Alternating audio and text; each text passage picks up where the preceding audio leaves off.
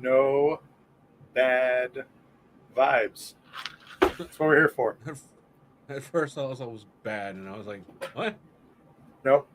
No bad vibes. What? No bad vibes, bro.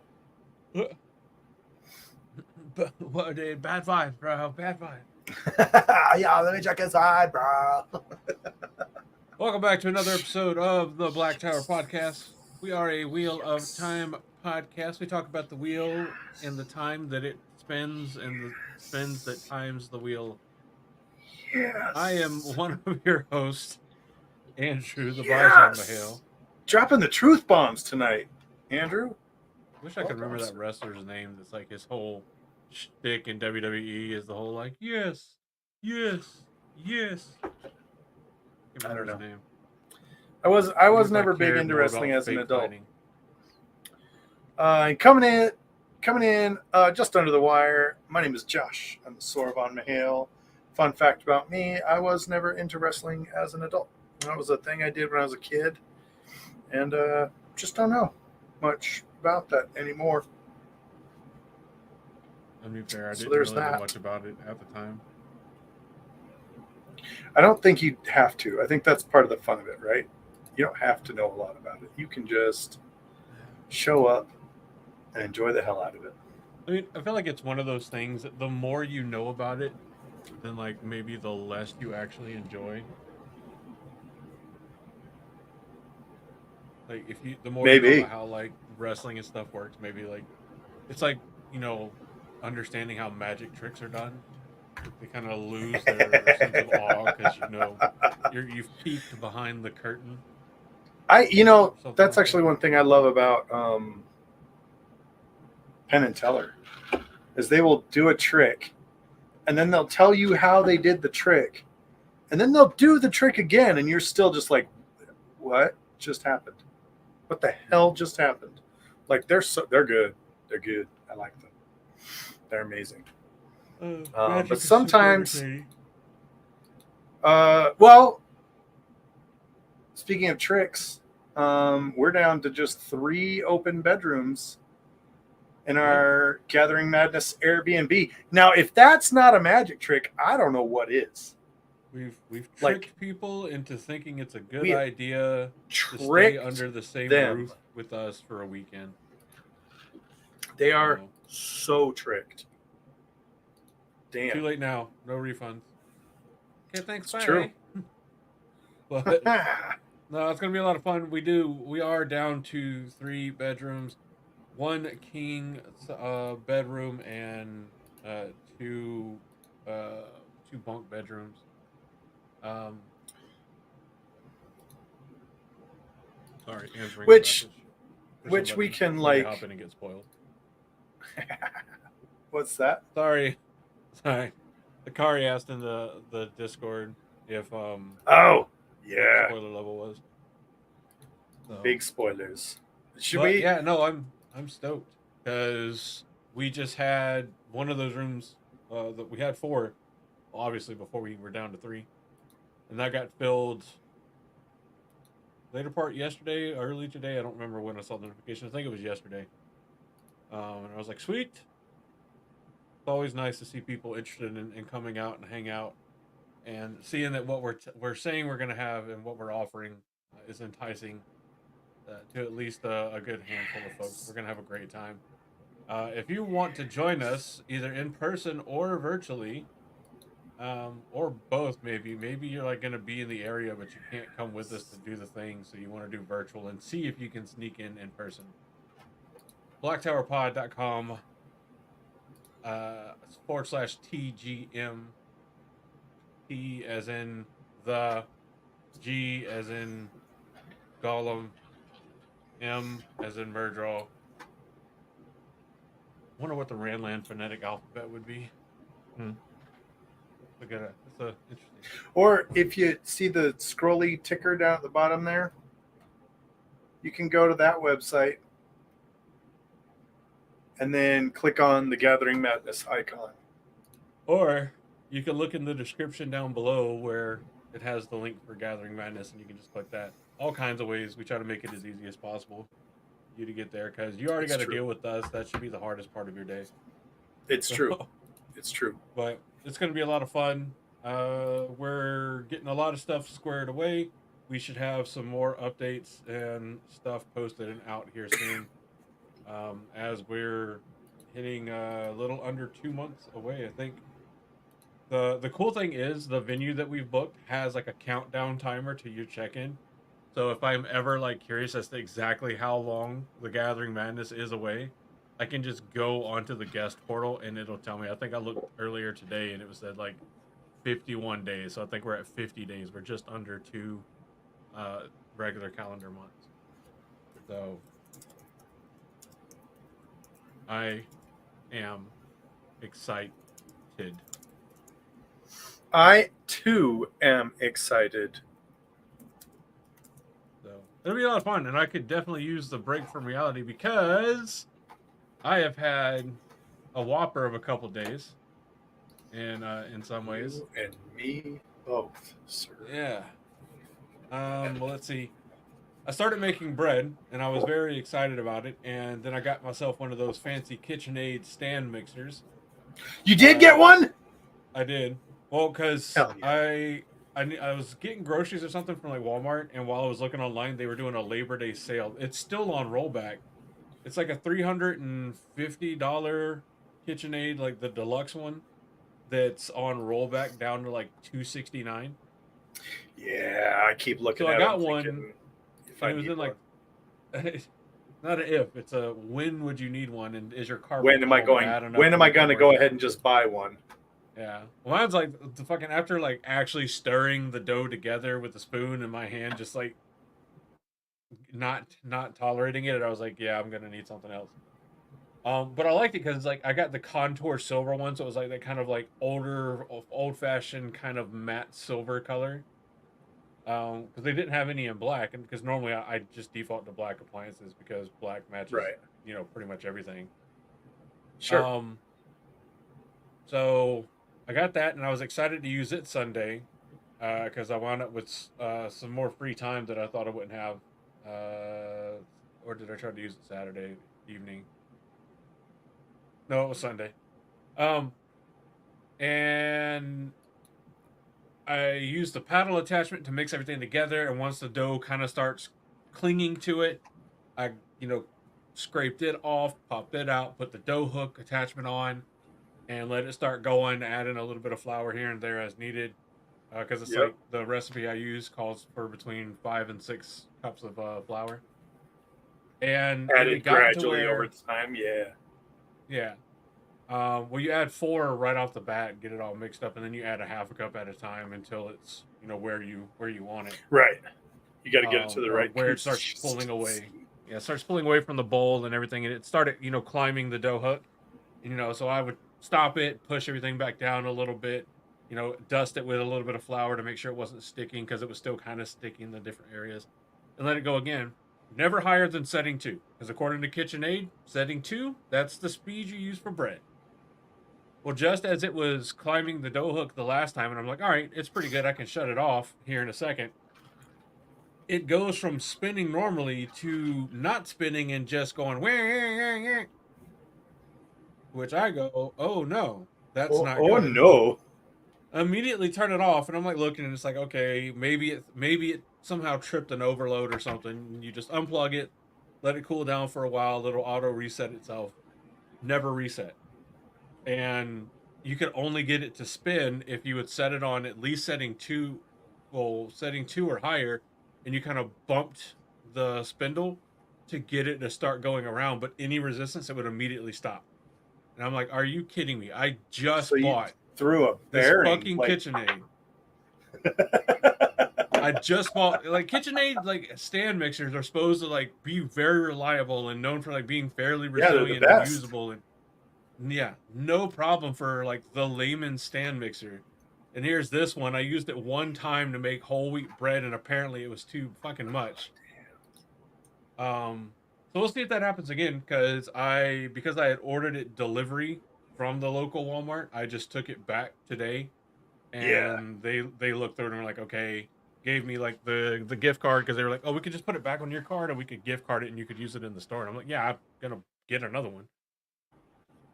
So now I'm stuck with like the freaking hot rod red one, which doesn't look horrible, but it was that or like the freaking like 1970s puke tealy kind of color. It was so popular. All right. All right. So that happened, but arguably worse, not arguably, I think definitely worse. Sunday, I was getting ready to get on the computer and I was putting my contacts in, cleaned the right contact, popped it in the eye, no problem. Went to clean the left contact, had it in the palm of my hand, gently caressing it, treating it gingerly. And As you do. when I went to flip it over by catching it with the edge of my nail, I got it like at a 45-degree angle, and it shattered into four pieces. Because I have those hard contacts. These contacts are supposed to last at least a year. So I called the eye doctor today to find out how bad it was going to be to get a replacement. She said, well, we can call and see if it's under warranty. She's like, because I don't remember how long their warranty is. I was like, at first I was like, really? Warranty for contacts? And I was like, actually, that makes sense. These are like specialty contacts. Nice. Well, turns out the warranty is expired by a month and a half because it's only a 3-month warranty. And I'm like, who the hell warranties something for 3 months? Of course. But also, when I first asked her, I was like, yeah, how much are we looking at if I have to buy it? And she was like, yeah, I think your contacts are $450 a piece. And I went, oh, no. What? This is really bad. So she called me back, let me know that the warranty was expired, and then was like, yeah, remember, your contacts are actually not $450 a piece, which I puckered again, because normally when they say that, in that tone, it's like, it's more than that. But luckily it's like 187 per contact, which still sucks, but better than $450 a contact. Yeah. And I'm like, holy shit. So I'm rocking it with one contact in my right eye right now. So if you see me like just close my left eye, I actually see better a little bit. Until they can get me the other one, which is like 7 to 10 business days. And I'm just sitting here like, interesting. Like, come on, man. Like, that's crazy. KitchenAid broke, contact broke. I had a couple other things that happened. That just broke. You just broke, sir. You broke AF. I was like, what the heck? Yeah, well, I mean, it's just been a crazy weekend all the way around.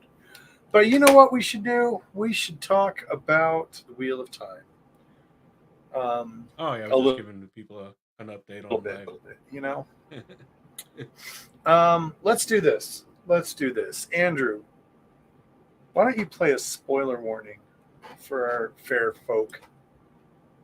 And let's do this, because I've got a good feeling about tonight. Let's do this one. Welcome to the Black Tower, a Wheel of Time podcast. All right, let's check here. Okay. This podcast episode will be spoiling books 1 through... I mean, let's be honest here. Whatever Josh lets slip. So how about you pull that spoiler condom all the way on? Anyway, quit your whining. The last book came out in 2012. He was actually a ghost, and Rosebud was the name of his sled for creator's sake. More shoddy. Yeah, concise, beautiful, and brilliant as always. The shoddy of more.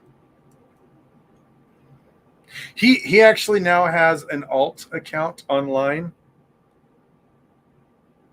Oh. That is less shoddy. Oh. So really? It is less shoddy. Wow.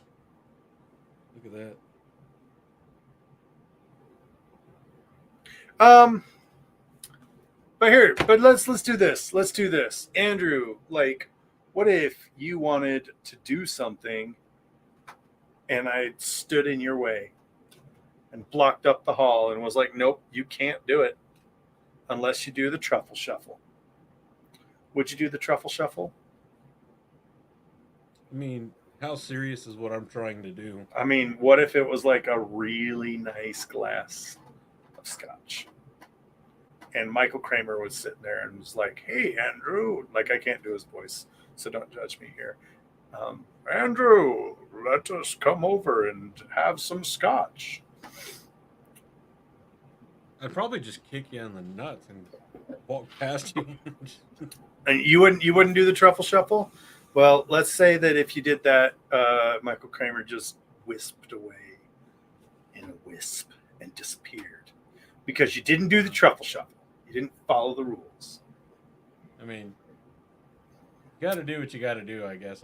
I'd have to look up the truffle shuffle. Like, I know where it's from. I just haven't seen it in years, and it wasn't like a core memory for me to remember. So You I kids definitely have there the you go. physique for the truffle shuffle. So Yeah, well, there you go. I actually just kind of came up with that on the fly. That wasn't commentary on your body. I don't want to body shame you. You know, real men have curves. That's okay. Right. If you knew some of the stuff this body'd been through, you'd be ashamed to. That's what we're talking about tonight. We're talking about blocks and shields. Blocks and And shields and stilling. Oh my. yeah. Blocks and shields and stealing. Oh my. Blocks and shields and stealing. Oh my. Blocks and shields and stealing. Oh my. Right? Is that what it was? Blocks and shields and stillings? Basically, methods used to prevent you from channeling the one power and how they work and what they do. Yeah. Government regulations on your use of the one power. So let's start with blocking because I kind of pulled that up there and it was interesting to me because for those of you who don't know, we're doing the Black Tower podcast reread. Now it is the month of September. We have just started The Fires of Heaven. We're a couple of chapters into that. It's a great time already because Fires of Heaven is great. Because the ending of Shadow Rising is great. Holy crap. So many things happen there. But in Shadow Rising, when Moghedien confronts Nynaeve, she has a very unique way of like wording this. She looks at Nynaeve and says, "You've blocked yourself." Right? So and then even says, if it were the Age of Legends, if it were my time, we could have had that out of you, no problem. There wouldn't have been an issue. No problem whatsoever. But of course, now we are in, the Third Age, and in the Third Age, getting rid of a block is a little bit more difficult. And I don't even know that people in the Third Age can sense a block. Is this like a Moghedien talent? Or is that just something that people in the Age of Legends know how to do? I feel like it's just more of like her deductive reasoning in regards to Nynaeve, because in the books, female channelers can not only sense if another woman can channel, but they can like get a relative sense for how strong they are as Right. well. That's why like there's never really like an open conversation about the pecking order in the White Tower, Right. because everybody can kind of tell like, okay, no, you can use more than I can, so unless I have a You position that's over you, you have more validity than I do. yeah, yours is bigger than mine, so I listen to you. Wow. Wow. Wow, Aes Sedai. It's not always about the size, okay? God. I mean, you're not wrong. I'm here to comment. Zuan because I'm teaches sure 90 they have pretty early on. comments. But I think like because of that, Moghedien can kind of like tell that Nynaeve is actually like very, very strong. Even like fairly strong even by Age of Legends standards. Right. But because of her limitations in actually embracing the source, whenever Moghedien just shows up and Nynaeve doesn't always like immediately embrace the source. Moghedien's like, we're clearly enemies. I'm embracing this, Sidair already. Why aren't you? And I think she just figures out because she has seen it during Age of Legends, people that just have like these mental blocks on it from So channeling. so And so you don't think I it's like a also wonder, sense?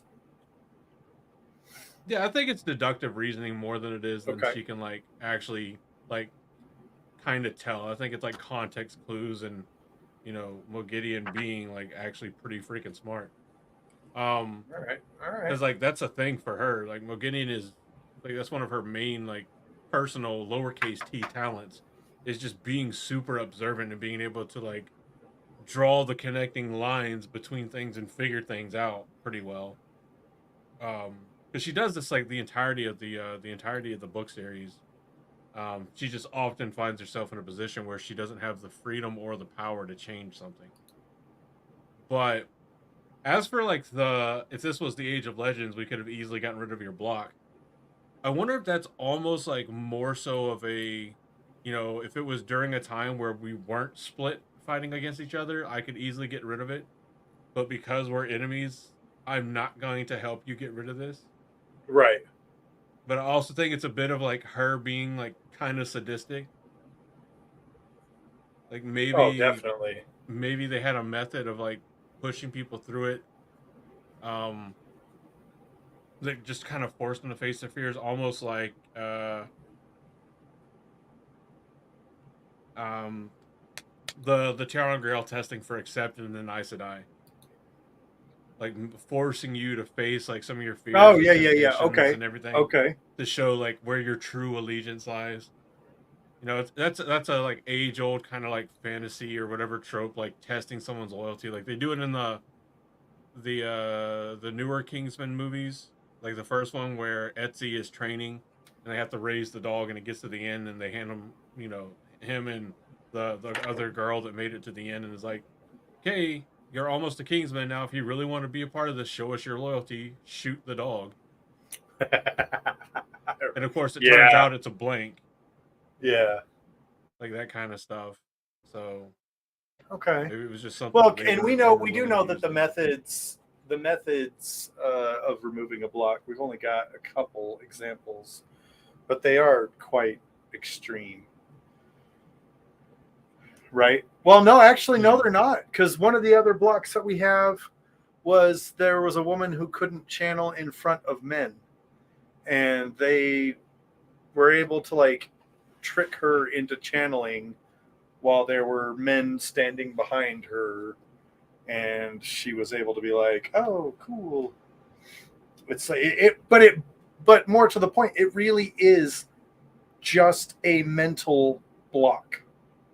It that's it. It's a mental block. It is.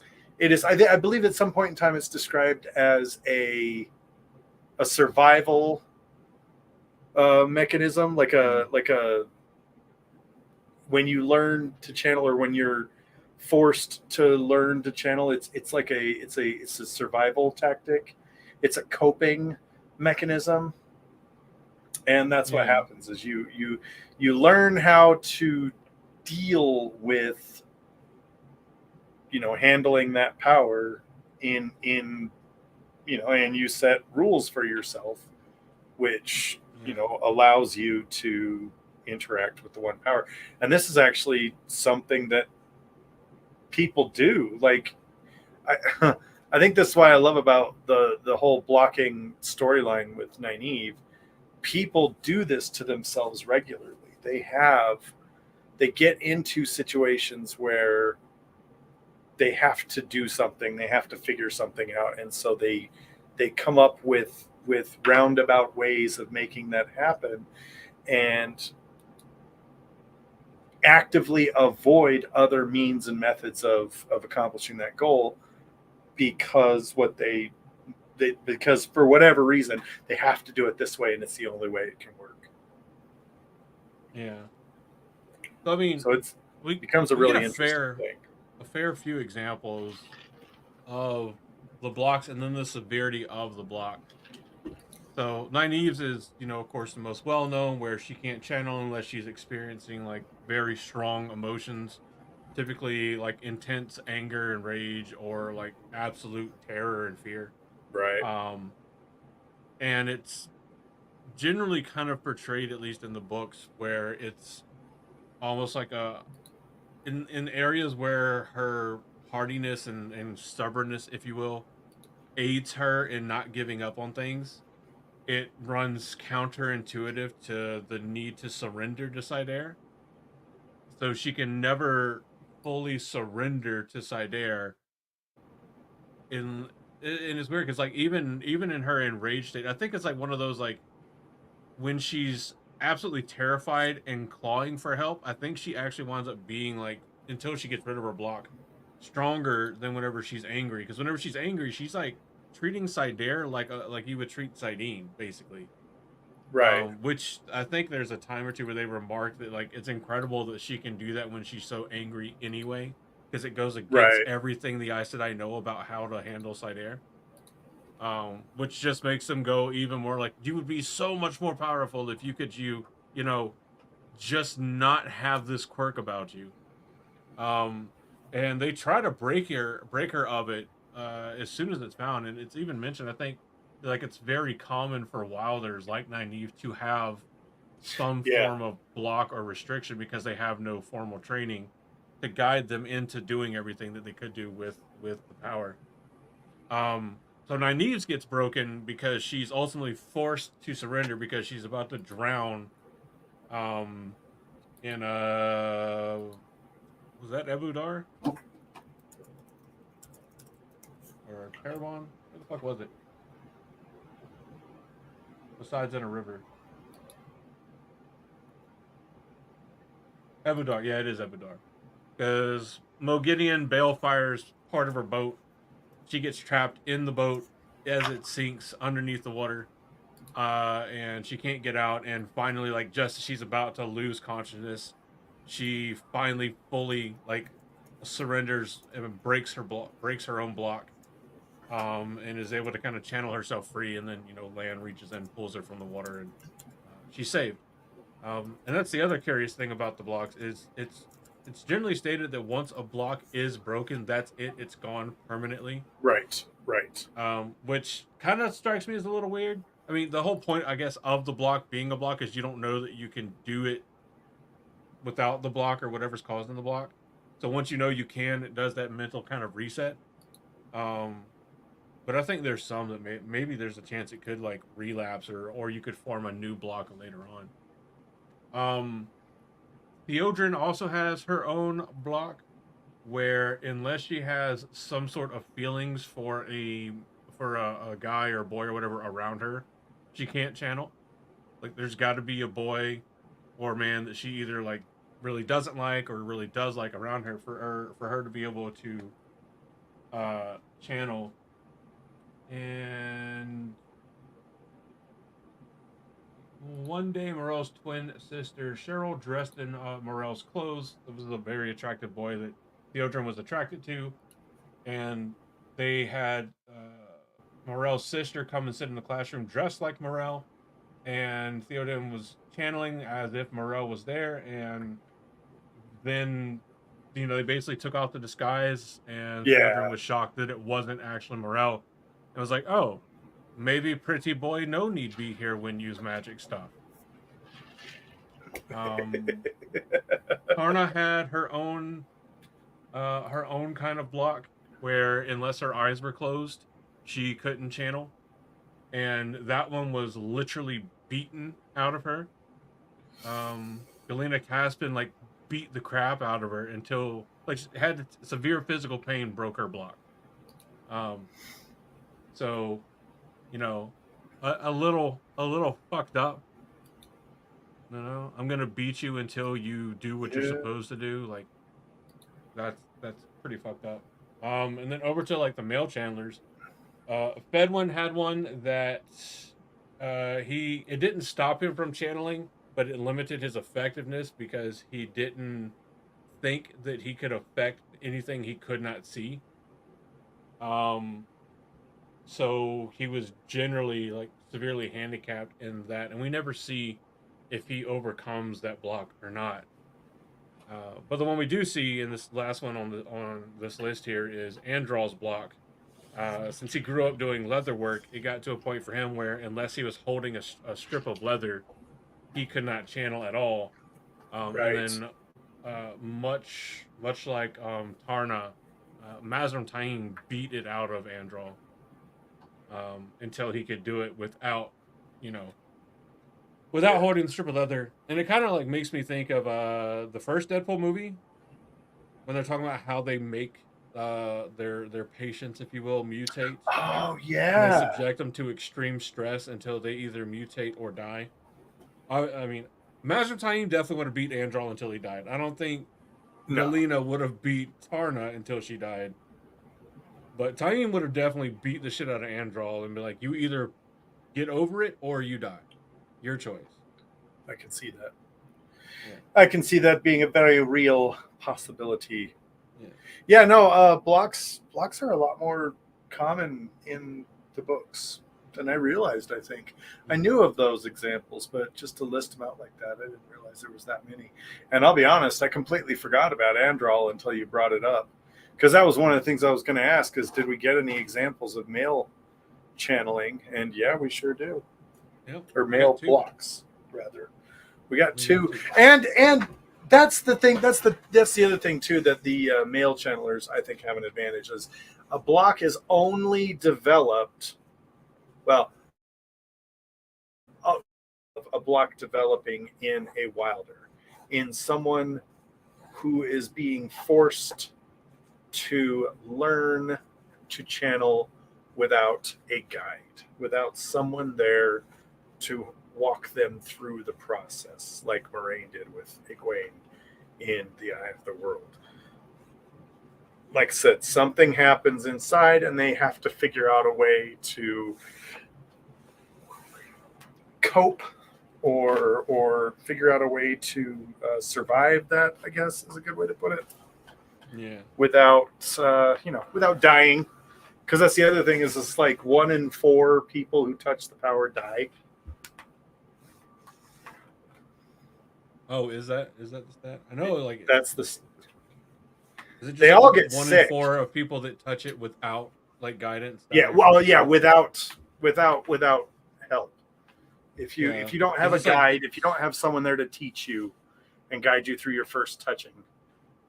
yeah, because I think they say something like Moraine says something like it's rare to see a wilder reach like even Nynaeve's age.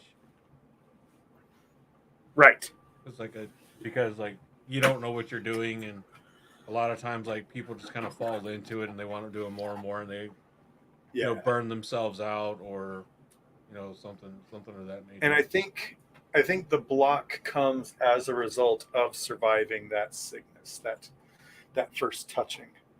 I think that's how someone I think that's where that block is developed, is in the surviving of that initial sickness. Hmm.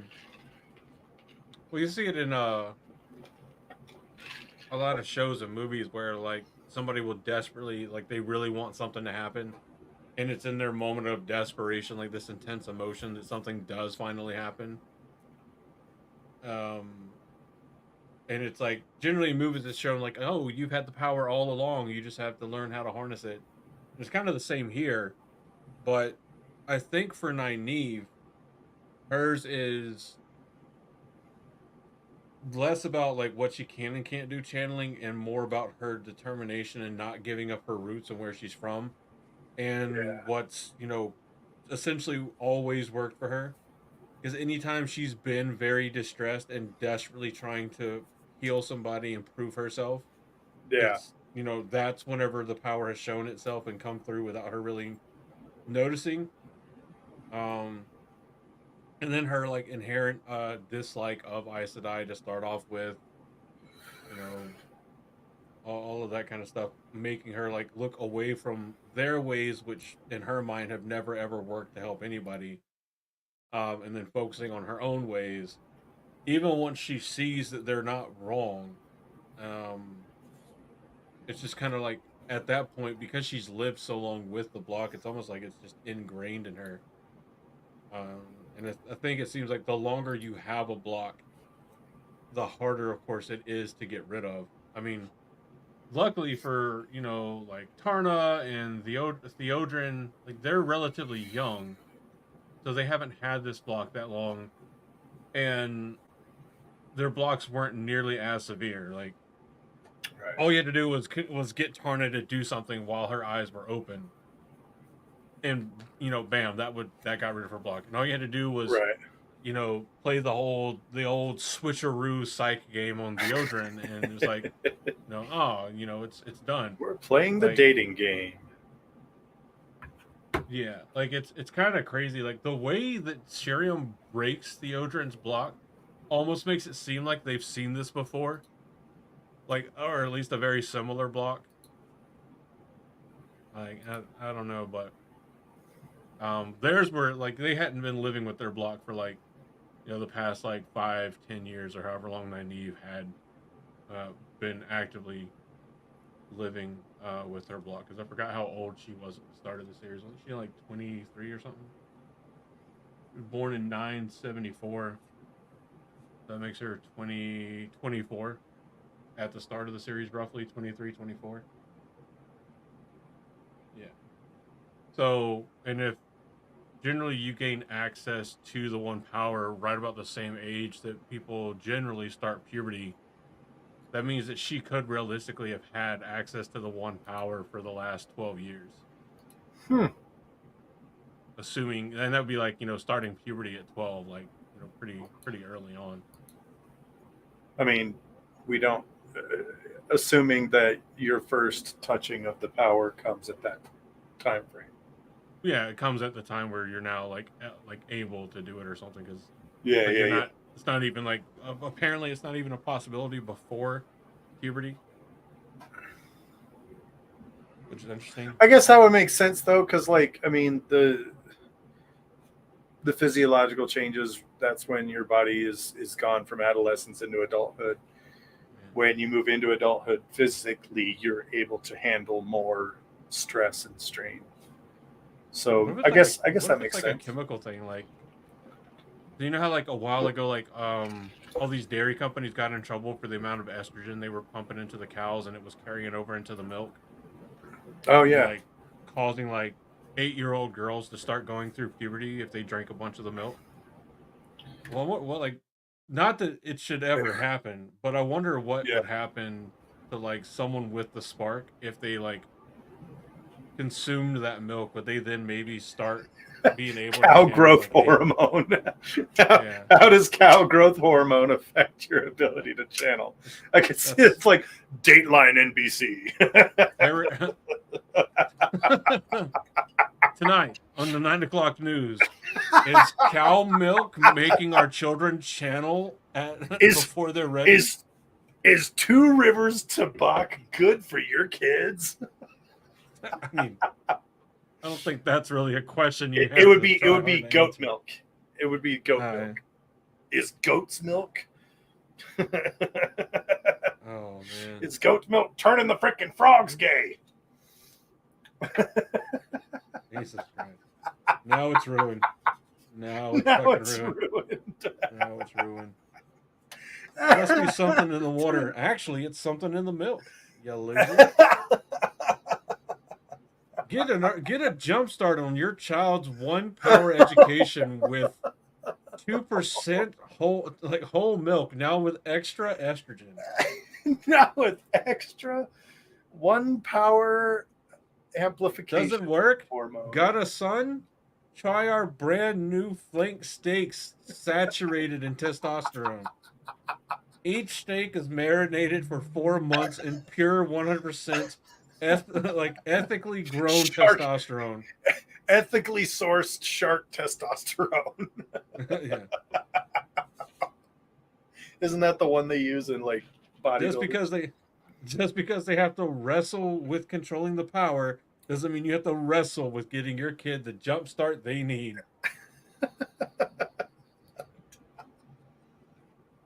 Right. Oh, that's horrible. But yeah, blocks are well. This also brings up an interesting. I didn't know we were going to take this long on blocks, to be honest, but I'm happy we are. this is kind of a chewy subject. This goes back. Let's break this down into the Must not trifecta have of what is marinated in channeling, that right? shark testosterone long enough. It's not tender. We've got body, mind, and soul, right? As the Uh-huh. three things that have to line up in order for you to be a channeler. Your body is can you or can't you, right? Your Mhm. your mind is how much is that what we decided? Your mind is like how much, and your soul is tied to which half of the one power you can touch. Well, I don't think we like added mind into the mix. I think that of the Well, there was being a able to channel capabilities, it was body and soul. So it was part genetics and right. part your soul. And I think it was, what was it, like the soul, like the body that can with the soul that could learn is what created the spark, because you had to have the genetic ability to channel to be able to access it.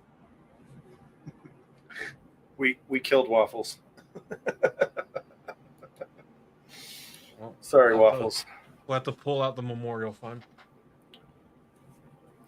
Um, I wish I could like fully remember the conversation, because I mean, I feel like we had nailed you it know in what that we're gonna do? conversation. You know what we're gonna do is we're gonna watch that episode and come back here, and yeah, and make sure that when we readdress this topic, we're gonna know what it's about. Yeah. But the cool thing is, where I was going to go with this was how does the block fit its way into that? Just if we're going to make a flow chart, right? On how, or like a graphic chart of how one power works, right? You've got one power coming into a body, and then the body either says yes or no, and if it says yes, then the one power passes through, and then the one power coming up against the mind, and if the mind says yes or no, you know, then the power can connect. But somewhere in between, would that be like if this is like two way stations, body here, mind here? Would the block be something that comes in the middle that says, okay, but you also have to do this other thing. You also have to close your eyes. You also have to be mad. You also would that be more of a filter between those two things? I don't think it is. I think it's just like an inhibitor. So like there's things that like your brain can, your thoughts and your emotions and how you feel or how you perceive things can cause like a physiological response. Right. Like phantom pregnancy. Like when your mind is so convinced that you are pregnant because you see some indicators that mean potential pregnancy, that your mind believes it so heartily that it like throws the body into the we're pregnant, let's do the things mode. Right. Is like the first one for whatever reason that jumped to mind. But there's also the thing like whenever you first learn how to like do more like endurance style running, like what's one of the things that like they kept pounding in our heads going through basic training, doing the mile and a half run or whatever. Like keep it going, it's all in your mind. You guys got to keep pushing yourself. You'll be surprised at how Right. far you can run. Push yourself.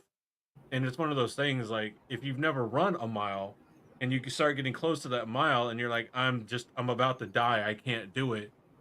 And then there's like that first time that you really push yourself past it Right. Right. and you get past that mile and you're like, holy crap, I can run a mile. And then the next time you go and do it, you can run that mile. And it may not still be super easy, but it's easier than it ever was before because you're not But sitting you there can being do like, it. I can't do this. Huh. Um, Yeah, I like that. it's like a mind over matter thing. So I think it's more of like an element of the body that interferes with it. That's not, it's a thing that's not actually there. It's all like psychosomatic.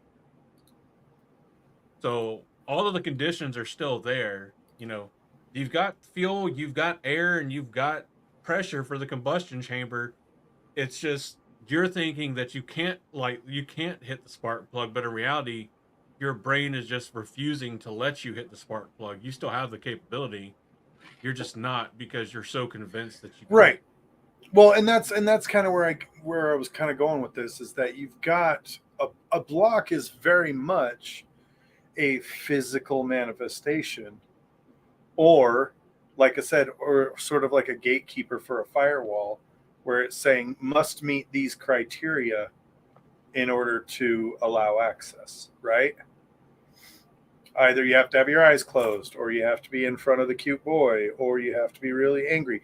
Those are, like you're talking about, those are mental um, blocks. Those are mental limitations that fall short of your physical capabilities, right?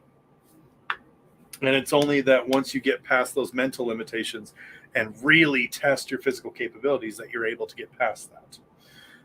But as far as a block goes, is that the same thing? Yeah, I mean, I think it's Because with just the pure block, mental.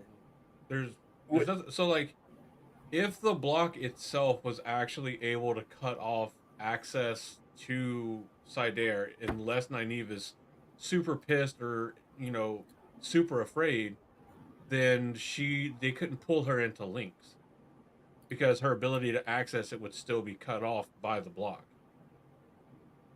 But they pull her into links because there's times where she can't channel, and Elaine or Nynaeve is just like, or Elaine or Egwene or whoever is just like, look, it's fine. Just open yourself to the link as best as you can, and you can help us that way or whatever. And there's never a problem with that. It's only with Nynaeve trying to decide how to use the power. So it's not that the block is there making it impossible for her to do the things. It's the block is there, and whatever the psychosis is, she believes in it so strongly that it's actual a thing that she's just not doing it. It's just like you have the power in your jaws to bite your own fingers off, but your brain stops you from doing it because your brain goes, "That's a really bad idea." there it is. But That I okay, that's it right there. yeah, but like there was that what's his face? He was he was a Medal of Honor recipient, I think from like freaking like Vietnam or Korea. He had gotten all blown up a bunch of times, and like his hand was all jacked up, and he had like 2 or 3 fingers hanging off, and he was like, I need to get back in the battle. Doctor, just cut the fingers off and let me go. And the doctor's like, I'm not doing that. And he went, fine, I'll do it myself. And he bit his own fingers off. It's hardcore, man. Yeah, the dude was nuts. Let me see if I can find his name. That is hardcore, my guy. Oh, What was his name? Was it Slabinski?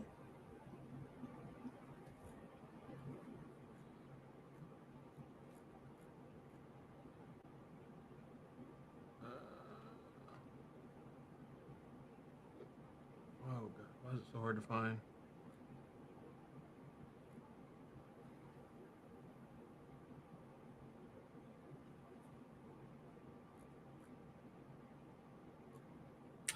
yeah. Well, I don't know, but I mean you're absolutely right there. I think that's the most relatable example right there is, and I don't think a lot of people really kind of take that into account.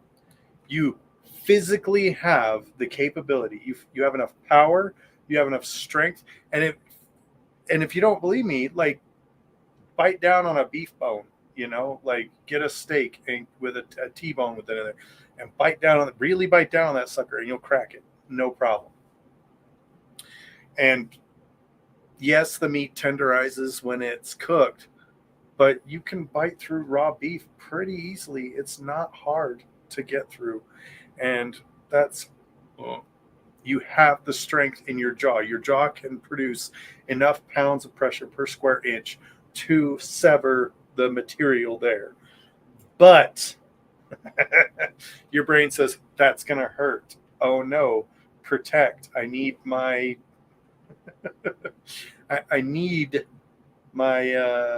fingers. I don't want you to take my fingers away from me. I was wrong. It wasn't a Medal of Honor recipient. It was uh, Sir Adrian Go away, stupid pop-up. Sir Adrian Carton de Wharf, or Lieutenant Colonel Carton de Wharf, happened during the First World War.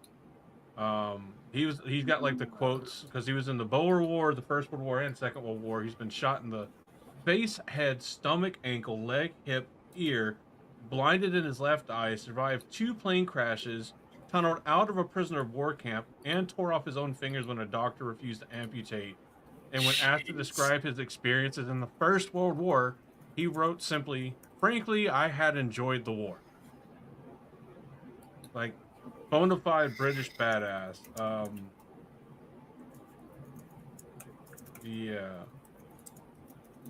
like God, that's badass dude. Adrian Carton de Wire, W-I-A-R-T, it's hard. also known as the Unkillable Soldier. Oh, I've heard about him. Yeah. That's this guy. So literally, Okay. like he got his hand all blown up and was like, "Doc, take the fingers. I don't need them. I got to get back to the war. I was having fun." And the doctor's like, "Clearly you're in shock and insane. I'm not gonna do that. I'm sure we can probably save them." And he's like, just "Fucking this is Burger King. I can have it my way. I'm gonna make my own sausages out of my own fingers." Can you imagine the horrified look on that doctor's face? Bruh.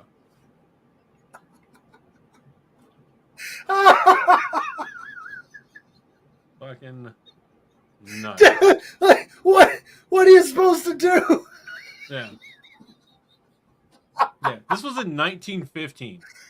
When he did this. It was whenever he was fighting on the Western Front in February of 1915. I can just see the doctor, like, no. Trust me, we're fine. We're going to save him. And he's like, nah, I'm done. The doctor just being like,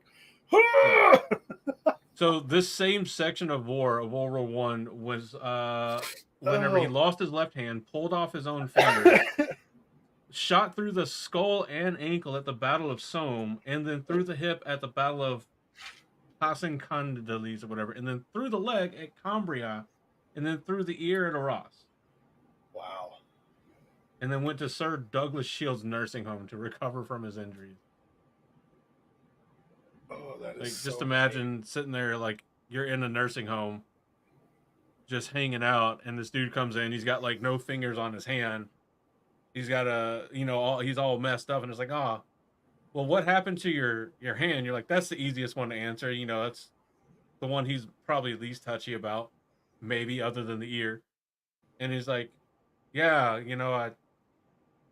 they were hanging on by a tendon. The doctor wouldn't take them off, so I just pulled them like the pin on a hand grenade. Oh, Thingies.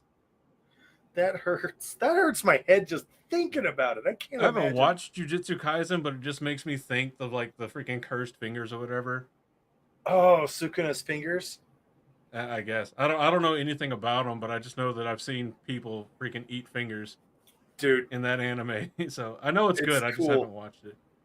It's cool. They're the fingers of a demon, and the guy who eats them has a special talent of being a vessel for the super crazy demon, and it's actually pretty good. I enjoyed it. There's like the more fingers he eats, the more powerful he is. Is that the more? Yeah, well, because what they're doing is they're bringing Sukuna's body back together, and so if he eats all the fingers, they will have a vessel that Sukuna is trapped in, and the kid who's the Sukuna's vessel is, by sheer willpower holding him inside. And when he dies, supposedly Sukuna dies as well. Oh, okay. So they got to get him to eat all the fingers. But it's sort of a Rand situation, because what if he can't hold Sukuna back and becomes Sukuna before he can swallow all the fingers and live a life? But also, what if all these people help him and he eats all the fingers, and they're like, yeah, we're just going to let you live your life. He eats the last finger, and they're like, cool. That's Jujutsu High's plan for him. Oh. And then at one point in time, all the demons are like, gather up all the fingers and give them to him all at once. It's a good time. It's a good time.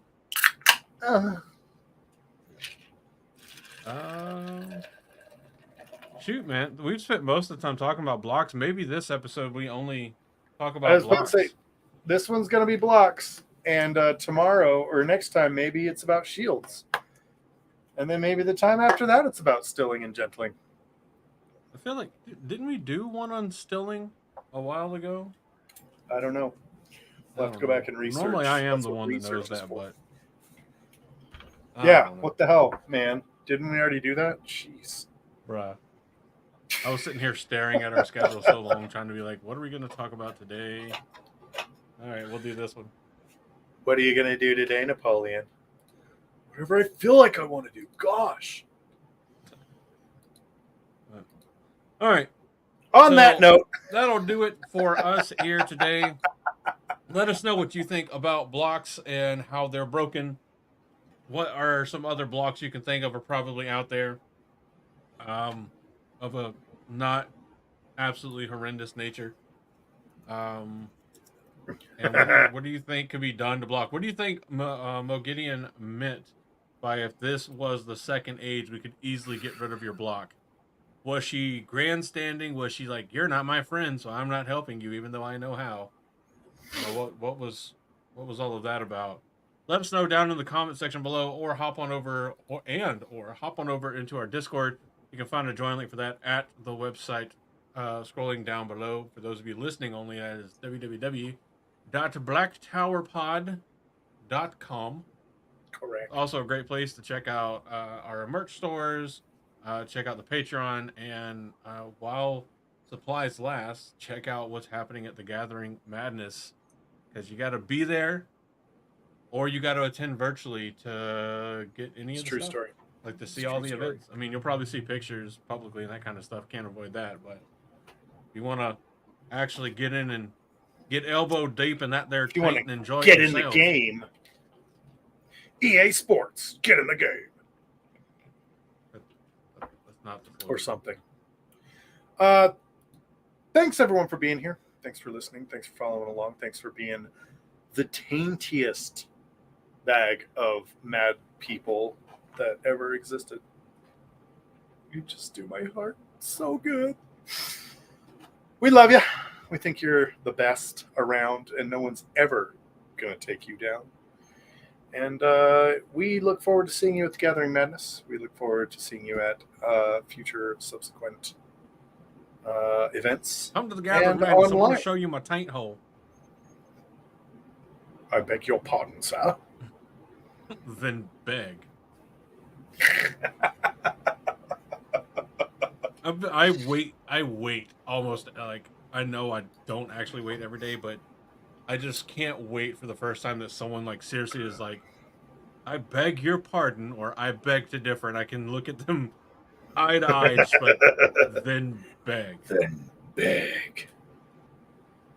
You can do so much better than that. On your knee. On your knees.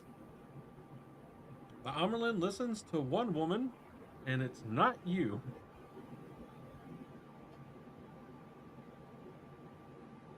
Like, well, from season 2, it doesn't look like it's you either anymore. So, womp womp. Anyway, that has been it for this episode of Black Tower Podcast. Thank you for tuning in. We will see you next time. Thank you again for hanging out.